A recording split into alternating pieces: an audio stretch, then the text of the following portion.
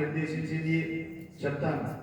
మాతా విత్తం, పెళ్లి కూతురు తల్లి పెళ్లి కొడుకు తరఫు నుంచి వీడు నెలకి 8 లక్షలు సంపాదిస్తారు.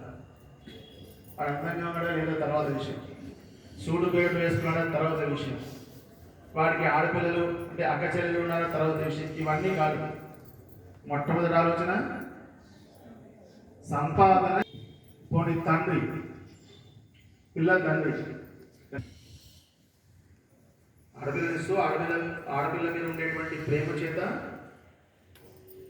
పిల్ల తండ్రి అనుకోవాలి ఏంటంటే వీడికి సంఘంలో నాతో సమానమైనటువంటి గౌరవ మర్యాదలు ఉన్నాయా లేవా, అంతేకాదు వీడు లేదా వీడు పెద్దవాడు, వీడితో మనం పోలేమండి, అవునా కదా.